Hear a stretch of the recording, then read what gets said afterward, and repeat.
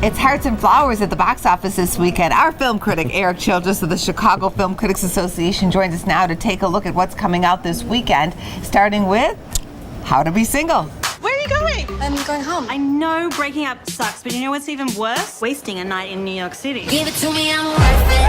Well, this is Valentine's Day weekend, and Warner Brothers is hoping that they have sort of the same success that they had a few years ago with He's Just Not That Into You, which was a new line released through Warner Brothers, and that did actually very well around this period. And so they're sort of hoping that this, based on a self-help book, is going to attract female audiences, and it very may well this weekend. We'll see if they show up. That Dakota Johnson, who in last Valentine's Day had 50 Shades of Grey, this time it's How to Be Single.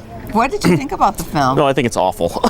It's really, no, I can't. I mean, it's better than The Choice last week. It's not sort of morally repugnant as The Choice is, but again, it's based on a self-help book, so they're creating characters out of thin air, but they're creating characters that we've seen many times before in other movies. You have a lead character by Dakota Johnson who's very bland, not very interesting. Rebel Wilson, who has been funny in the past in Bridesmaids. She's great in Pitch Perfect. In the Pitch Perfect movie, but since Pitch Perfect, she's basically been playing the same character over and over. So she's kind of in that Vince Vaughn shtick right now, where it's like it's just the same character over and over, and here it's kind of tiresome. And then Alison Brie from Community, who I don't know how you manage to make her unlikable on screen, but they actually do it in this movie. And so it's a movie that you watch the movie, and all I kept thinking about were better movies with cast members. Another film that's coming out this weekend happens to be rated R. It's Deadpool. Yeah, and this is the movie that actually might translate into the biggest opening weekend of the year. This is the latest effort from Marvel, and you mentioned it is R-rated, so there's sort of a risk factor involved in whether or not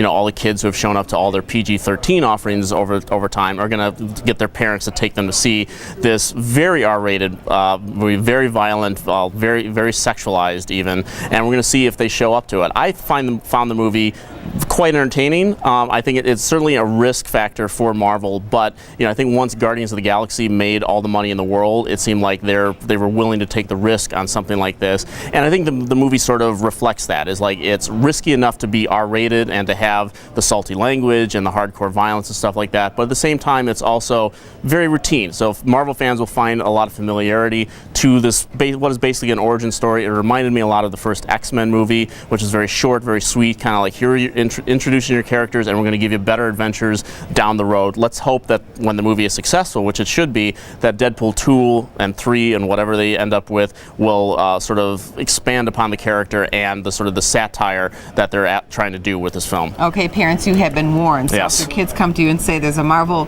movie this weekend, watch us first and maybe think about it a bit. Right. Let's take a look at Zoolander 2. Any hope for this film? Well, I mean, it's curious to see if people are still interested in the Zoolander character. I mean, it's been 15 years since this character first graced the big screen, and I was actually trying to remember exactly what I remember liking about the original movie. I remember some really funny bits about the movie, but I haven't seen the movie in 15 years. The sequel has